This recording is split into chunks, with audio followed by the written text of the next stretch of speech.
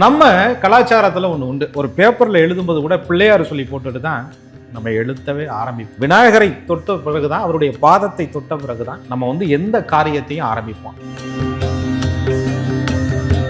Sir, Ganga கொண்ட சோழபுரமே மிகவும் பழமை வாய்ந்த கோவில். ஆனா விநாயகர் கோவில் அதை விட பழமை வாய்ந்த கோவில். நிச்சயமா நிச்சயமா. அதாவது எப்படின்னு கேட்டீங்கன்னா, அந்த விநாயகருக்கு ஒரு அற்புதமான சுவாரஸ்யம் இருக்கு. அதுக்கு பேர் கனக விநாயகர் அப்படின்னு சொல்லுவாங்க, கணக்கு விநாயகர் அப்படின்னு சொல்லுவாங்க. அது 4 அடி உயரமும் 3 அடி அகலமும் கொண்ட அற்புதமான மரகத விநாயகர். பாருங்க, மரகத விநாயகர். யாரு சார் பிரதிஷ்டை பண்ணா? அதான் சோழர்கள். ஆனா அவர் ஒரு நுட்பமான ஒரு வேலையை செய்தார். என்ன செய்தார் அப்படின்னு கேட்டீங்கன்னா, என்ன அரசரிடமிருந்து பொன் பொருள் அத்துணையும் கிடைக்குதோ அது எல்லாம் விநாயகர் பாதத்தின் முன்னாடி வச்சு எடுத்துட்டு போய் கொடுக்கிறது. எந்த விஷயத்தை அவர்கள் ஆரம்பிப்பதற்கு முன்பாகவும், அது போராக இருக்கலாம், கோவில் பணியாக இருக்கலாம், எந்த விஷயமாக இருந்தாலும் கூட அந்த கனக விநாயகரிடம் கணக்கு விநாயகரை வழிபட்ட பின்புதான் தொடர்கிறார்கள் என்பது வரலாற்று குறிப்பு. இந்த கனக விநாயகரை, கணக்கு விநாயகரை புதன்கிழமைகளிலே சென்று வழிபாடு பண்ணுவது, குறிப்பாக சதுர்த்தி திதிகளிலே வழிபாடு பண்ணுவது பெரிய சிறப்பாக அமையும்.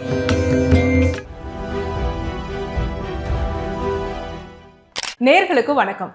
நம்ம சேனல்ல தொடர்ச்சியா ராசி, நட்சத்திரம், பெயர்ச்சி இது சார்ந்த வீடியோஸ்லாம் நம்ம தொடர்ச்சியா பேசிட்டு இருக்கோம்.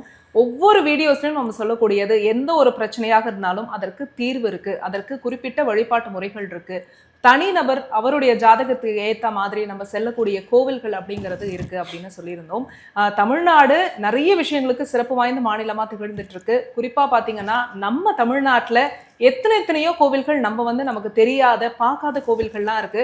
ஸோ அந்த கோவில்களை பத்தி உங்களுக்கு எல்லாம் சொல்லணும் நீண்ட நாளா நாங்க நினைச்சிட்டு இருந்தோம். ஸோ இந்த சீரீஸ் நம்ம கோவில்களை பத்தி பேச தொடங்க இருக்கோம். நீங்கெல்லாம் நீண்ட நாட்களா கேட்டுட்டு இருந்த அந்த திருக்கோவில் சீரீஸ் நம்ம தொடங்க இருக்கோம். நம்முடன் இணைந்திருக்கக்கூடிய விருந்தினர் புலிப்பாணி சித்தர் வழி ஜோதிடர் திரு கோகுலக்கண்ணன் அவர்கள். அவரை நிகழ்ச்சிக்கு வரவேற்றலாம். சார் வணக்கம். வணக்கம். குரு வாழ்க, குருவே துணை. சார், எனக்கு ஃபர்ஸ்ட் ஆஃப் ஆல் ரொம்ப ஆவலா இருக்கு. நம்ம திருக்கோவில் சீரீஸ் தொடங்கியிருக்கோம். நம்ம ஏற்கனவே பேசியிருந்தோம். ஃபர்ஸ்ட் உங்களுக்கு ரொம்ப ரொம்ப தேங்க்ஸ் சார். ஏன்னா கோவில் அப்படின்னு எடுத்துக்கும் போது நம்ம எல்லாருக்குமே ரொம்ப எமோஷனலாக கனெக்ட் ஆகக்கூடிய ஒரு விஷயம். ஒரு பகுதியில் இருப்போம், நம்ம பக்கத்துலேயே சிறப்பு வாய்ந்த கோவில் இருக்கும், அதை பற்றி நமக்கு தெரியாது. ஏதோ ஒரு வீடியோவில் பார்த்து அந்த கோவிலை போய் நம்ம தரிசனம் பண்ணக்கூடிய மக்களையும் நம்ம பார்க்குறோம். அந்த வகையில் மக்களுக்கு பயனுள்ள மாதிரியான நிறைய கோவில்களை பற்றி நம்ம பேச இருக்கோம். இந்த எபிசோடில் முதல் வீடியோவா எந்த திருக்கோவிலை பற்றி எங்களுக்காக சொல்ல போகிறீங்க? நிச்சயமா. அரசன் எவ்வளியோ மக்களும் குடிகளும் அவ்வளி அப்படிங்கிறது நம்மளுடைய பாரம்பரியம். அப்படி இந்த பாரதத்தினுடைய அரசர் என்று சொல்லக்கூடிய மாண்புமிகு பாரத பிரதமர் ஒரு மண்ணில் மிதித்துட்டு போனார். கங்கை கொண்ட சோழபுரம். சூப்பர். எத்தனையோ ஆலயங்களுக்கு அவர் சென்றிருக்கக்கூடிய வாய்ப்புகள் இருந்தாலும் கூட, அந்த தமிழ் மண்ணிலே பல்வேறு கலாச்சார, பல்வேறு ஆலய பிரதிஷ்டைகள் பல்வேறு மன்னர்களால் நிறுவப்பட்டாலும் உலகெங்கிலும் ஒரு பெருமையை தேடி கொடுத்த ராஜேந்திர சோழனுடைய அவருடைய அற்புதமான அந்த கங்கை கொண்ட சோழபுரம் சோழீஸ்வரருடைய கோவிலினுடைய சிறப்பு என்பது ஒரு குறிப்பிட்ட பகுதிக்குள்ள நம்ம சுருக்கவே முடியாது. அப்ப அதனுடைய வரலாறு அங்கிருந்து நம்ம ஆரம்பிப்போம். நிச்சயம். அதனுடைய அந்த கோவிலுடைய சிறப்புகள் என்ன அப்படின்னு ஆரம்பிப்போம். நம்ம கலாச்சாரத்துல ஒண்ணு உண்டு. ஒரு பேப்பர்ல எழுதும்போது கூட பிள்ளையார் சொல்லி போட்டுட்டு தான் நம்ம எழுத்தவே ஆரம்பிப்போம். ஒரு விஷயத்தை தொடங்கும் போது கணநாதனை, கணபதியை வழிபாடு பண்ணின பிறகுதான், விநாயகரை தொட்ட பிறகுதான், அவருடைய பாதத்தை தொட்ட பிறகுதான் நம்ம எந்த காரியத்தையும் ஆரம்பிப்போம். அப்படி அந்த கங்கை கொண்ட சோழபுரம் அந்த கோவிலை உருவாக்குவதற்கு முன்பாகவே அந்த கணநாதனுடைய அருள் பெறுவதற்காக சோழர்கள் வழிபட்ட அற்புதமான விநாயகர் கோவில் ஒண்ணு இருக்கு. சார், கங்கை கொண்ட சோழபுரமே மிகவும் பழமை வாய்ந்த கோவில். ஆனா விநாயகர் கோவில் அதை விட பழமை வாய்ந்த கோவில். நிச்சயமா நிச்சயமா. அதாவது எப்படின்னு கேட்டீங்கன்னா, அந்த விநாயகருக்கு ஒரு அற்புதமான சுவாரஸ்யம் இருக்கு. அதுக்கு பேர் கனக விநாயகர் அப்படின்னு சொல்லுவாங்க, கணக்கு விநாயகர் அப்படின்னு சொல்லுவாங்க. சரி. அதாவது இவர்கள் அந்த அரண்மனைக்கு முன்னதாக இப்ப பிரகதீஸ்வரர் கோவில் இருக்கு இல்லையா, அந்த கோவிலுக்கு தென்மேற்கு திசையிலே அந்த விநாயகர் கோவில் கோவில்ல இருந்து 1.5 கிலோமீட்டர் தொலைவுல இருக்கு. தனி மண்டபமா அந்த கோவில் இருக்கு. அது 4 அடி உயரமும் 3 அடி அகலமும் கொண்ட அற்புதமான மரகத விநாயகர். பாருங்க, மரகத விநாயகர். அது எத்தனையோ படையெடுப்புகள், எத்தனையோ சூழ்ச்சிகள் நடந்தாலும் கூட இன்றும் அந்த கோவில் அப்படி அந்த விநாயகரை வெளியில எடுக்கவே முடியாது. கோவிலுடைய கட்டடங்களை இடித்தால் மட்டுமே விநாயகரை எடுக்க முடியுங்கிற அளவுக்கு அந்த கட்டடக்கலையினுடைய நுட்பம். யாரு சார் பிரதிஷ்டை பண்ணா? அதான் சோழர்கள். அவங்க என்ன சொல்றாங்க அப்படின்னு பாத்தீங்கன்னா, அவங்க எந்த காரியத்தை தொடங்கும் போதும் சோழர்கள் வந்து எந்த விஷயத்தை தொடங்கும் போதும் அந்த விநாயகரிடம் அனுமதி பெற்று அவரிடம் கணக்கை ஒப்படைத்துத்தான் எந்த செயலையும் செய்வாங்களாம். அப்படி அந்த கங்கை கொண்ட சோழபுரம் உருவாவதற்கு, அந்த கோவில் உருவாவதற்கு முன்பாகவே அந்த ராஜேந்திர சோழன் அவர்கள் அந்த கோவில்ல அங்கே இருக்கக்கூடிய விநாயகரை வழிபாடு பண்ணி தான் அந்த கோவிலே உருவானதாக ஸ்தல வரலாறு. இதுல ஒரு முக்கியமான விஷயம் நீங்க பாத்தீங்கன்னா, அது ஏன் கணக்கு விநாயகர் அப்படின்னு பேர் வந்தது அப்படின்னு பாத்தீங்கன்னா, அந்த கோவில் வந்து அரண்மனை அந்த வாசலில் ஏற்ற மாதிரி கட்டப்பட்டு அதுக்கப்புறம் கோவில் உருவாவதற்கு 16 ஆண்டுகளாக அந்த கோவில் பணி நடந்துகிட்டே இருக்கு. அப்போ வந்து கணக்கர் கையில ஒப்படைக்கிறாங்க. இந்த கோவில் நிர்வாகத்திற்கு தேவையான பொன் பொருள் எல்லா விஷயத்தையும் கொடுக்குறாங்க. அதை ஒரு அமைச்சர் என்பவர் நிர்வகித்து வருகிறார். அப்ப திடீர்னு வந்து ராஜேந்திர சோழன் அவர்கள் கூப்பிட்டு, இத்தனை ஆண்டுகளா கட்டிக்கிட்டு இருக்கோம், இந்த கணக்கெல்லாம் சொல்லுங்க அப்படிங்கும்போது, இந்த அரண்மனை பணி, கோவில் பணி இதுல எல்லாம் அவங்க கணக்கு சரிவர எழுதி வைக்காம விட்டுட்டாங்க. அப்ப விடும்போது திடீர்னு வந்து என்னடா செய்யறதுன்னு கூப்பிட்டு, இருந்தாலும் அரசர் கூப்பிடுறாரு இல்லையா அப்படின்னு கணக்கர் வந்து அங்க போறார், அமைச்சர் மூலியமா போறார். போனோடனே இவருக்கு வந்து கணக்கெல்லாம் கேட்குறாங்களே அப்படின்னு ஒரு பதற்றம் இருக்கு. கணக்கு எழுதி வைக்காம விட்டுட்டோமே, முறையா பயன்படுத்த மாட்டோமே, இத்தனையும் அவர் ஏமாத்தல. இருந்தாலும் கூட அவருக்கு ஒரு தூக்கமே வரல. அன்னைக்கு பொழுதுல தூங்கிடுறார். ஆனா அவர் ஒரு நுட்பமான ஒரு வேலையை செய்தார். என்ன செய்தார் அப்படின்னு கேட்டீங்கன்னா, என்ன அரசரிடமிருந்து பொன் பொருள் அத்துணையும் கிடைக்குதோ அது எல்லாம் விநாயகர் பாதத்தின் முன்னாடி வச்சு எடுத்துட்டு போய் கொடுக்கிறது. இதுல ஆச்சரியம் என்னன்னா, கங்கை கொண்ட சோழபுரமே மிகவும் பழமை வாய்ந்த கோவில்னும் போது இதற்கு முன்னதாகவே அங்க ஒரு பிள்ளையார் கோவில் இருந்திருக்கு. பிள்ளையாரையும் சோழர்கள் தான் பிரதிஷ்டை பண்ணியிருக்காங்க. அந்த கணக்கு பிள்ளையார் முன்னாடி தான் அவங்க வழிபட்டாங்க. எல்லா விஷயத்தையுமே அவர் கண்ணு முன்னாடி வச்சு வழிபட்டுட்டு போனதுனால அவருக்கு எல்லா கணக்கும் தெரியும்.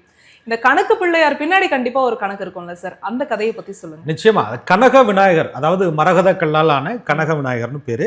அந்த கணக்கு பிள்ளையாருக்கு ஒரு சுவாரஸ்யமான நீங்க சொன்ன மாதிரி கதை அப்படின்னு கேட்டீங்கன்னா, இந்த அரண்மனையிலிருந்து நமக்கு வந்து பொன் பொருள் எல்லாம் கோவில் திருப்பணிக்காக நம்ம கொடுக்கப்பட்டுறது வழக்கம் அப்படின்னு சோழர்கள் மன்னர்கள் கொடுத்துக்கிட்டு இருக்காங்க. அதுல ராஜேந்திர சோழன் அவர்கள் கொடுக்கிறார். இதையெல்லாம் நிர்வகிப்பதற்கு ஒரு அமைச்சரை நிர்மாணம் செய்கிறார். அவர் ஒரு கணக்கரை நிர்மாணம் செய்கிறார். கிட்டத்தட்ட கோவில் பணி வந்து 16 ஆண்டுகள் பக்கமா போயிட்டே இருக்கு.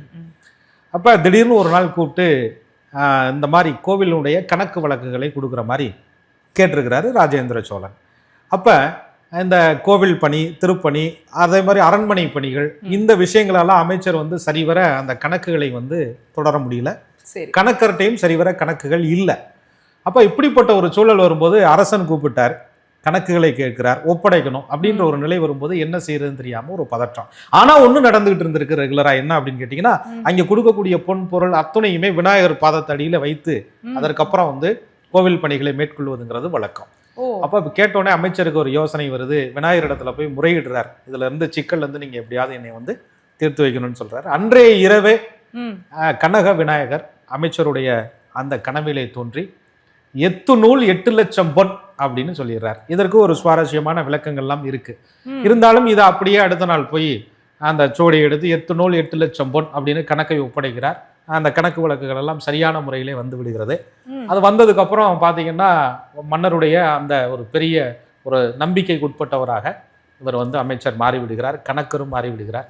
அப்ப இப்படி ஒரு இக்கட்டான சூழ்நிலையில காப்பாற்றிய அந்த ஒரு விநாயகரை கணக்கு விநாயகருங்கிற பேர்ல அன்றையிலிருந்து கூப்பிட ஆரம்பிச்சாங்க. சோழர்கள் தன்னுடைய எந்த பணியை தொடங்கினாலும், எந்த விஷயத்தை அவர்கள் ஆரம்பிப்பதற்கு முன்பாகவும், அது போராக இருக்கலாம், கோவில் பணியாக இருக்கலாம், எந்த விஷயமாக இருந்தாலும் கூட அந்த கனக விநாயகரிடம் கணக்கு விநாயகரை வழிபட்ட பின்புதான் தொடர்கிறார்கள் என்பது வரலாற்று குறிப்பு. இந்த கணக்கு பிள்ளையாரினுடைய சிறப்புகளை பத்தி இன்னும் எங்களுக்காக சொல்லுங்க. நிச்சயமா. அதாவது அவங்க ஒரு மரகத கல்லிலே அதை நிர்மாணித்திருக்கிறார்கள் சொன்னாலே அதுல சிறப்பு வந்து ரொம்ப சிறப்பா இருக்கும். சும்மாவே விநாயகர் பெருமானுடைய சிறப்புகள் என்பது சொல்லி மாளாது. அதுல மரகத கல்ல வரும்போது இன்னைக்கும் பால் அபிஷேகம், தண்ணீர், அந்த மாதிரி அபிஷேகங்கள்லாம் பண்ணும்போது அது பச்சை நிறத்தில் வருவதாக ஆய்வு சொல்லுது. அப்ப அப்படிப்பட்ட அந்த ஒரு விநாயகரை வழிபாடு பண்ணுவதன் மூலியமாக தடைப்பட்ட எல்லா விஷயங்களும், ஒரு கல்வி தடை இருக்கு, ஒரு வீடு சம்பந்தப்பட்ட விஷயங்கள்ல உங்களுக்கு தடை ஏற்பட்டு போச்சு, கணக்கு வழக்குகளில் பிரச்சனை இருக்கு, தீராத கணக்கு பிரச்சனை இருக்கு, பங்காளிகளுக்குள்ள கணக்கு வழக்குகள் பிரச்சனை இருக்கு, வீடு கட்டுவதிலே பாதி முடக்கம் ஏற்பட்டு போனது, இப்படிப்பட்ட விஷயங்களுக்கெல்லாம் வழிபாடு பண்ணும்போது அந்த விநாயகர் பெருமானுடைய அருளால் உங்களுக்கு பூரணமான நலன் கிடைக்கும். சொல்லப்போனால் மரகதம் என்பதே புதனை குறிப்பதாக இருப்பதனால், அங்கேயும் பாருங்க, புதனுக்கு ஜோதிட சாஸ்திரத்திலே கணக்குன்னு சொல்றோம். அதனால கணக்க விநாயகர்னு கூட நம்ம அது பொருந்தி போயிருக்கலாம் இறையருளால. அதனால கணக்கு பாடம் சம்பந்தப்பட்ட விஷயங்களிலே கவனக்குறைவாக இருப்பவர்கள், சட்ட வரம்பிற்கு உட்பட்டு கணக்கு கொடுப்பதிலே பிரச்சனையாக மாட்டிக்கொள்பவர்கள் அனைவருமே அந்த அரியலூர் மாவட்டத்திலே கங்கை கொண்ட சோழபுரத்திலே பெரிய கோவிலுக்கு 1.5 கிலோமீட்டர் தொலைவில் இருக்கக்கூடிய இந்த கனக விநாயகரை, கணக்கு விநாயகரை புதன்கிழமைகளிலே சென்று வழிபாடு பண்ணுவது, குறிப்பாக சதுர்த்தி திதிகளிலே வழிபாடு பண்ணுவது பெரிய சிறப்பாக அமையும். கங்கை கொண்ட சோழபுரம் பத்தி நிறைய பேருக்கு தெரிஞ்சிருக்க வாய்ப்பு இருக்கு. ஆனா அங்க இருக்கக்கூடிய கணக்கு பிள்ளையார் பத்தி எத்தனை பேருக்கு தெரியும் தெரியாது சார். சோழர்களே அவங்க எந்த விஷயம் தொடங்கினாலும் அதற்கு முன்னதாக கணக்கு பிள்ளையாரை வழிபட்டுட்டு தான் அவங்க தொடங்கியிருக்காங்க. மிகப்பெரிய வெற்றிகளை வந்து பார்த்துருக்காங்க. ஸோ நாமளும் கணக்கு பிள்ளையாரை போய் வழிபடும் மூலியமாக நம்மளுடைய வாழ்க்கையில மிகப்பெரிய வெற்றிகள் நம்ம வந்து அடையலாம் நிச்சயமாக. அதே மாதிரி தஞ்சை பெரிய கோவில் மாதிரியே தான் இந்த கங்கை கொண்ட சோழபுரம் இருக்கும் அப்படின்னு சொல்லியிருப்பாங்க. இந்த 2 கோவிலுமே வந்து எப்படி நிர்வகிக்கப்பட்டிருக்கு, இதனுடைய சிறப்புகள் என்ன, இதை வந்து நம்ம தொடர்ச்சியா அடுத்தடுத்த எபிசோட்ஸ்ல நம்ம பார்க்கலாம் சார். மிக்க நன்றி. மிக்க நன்றி. குரு வாழ்க, குருவே துணை.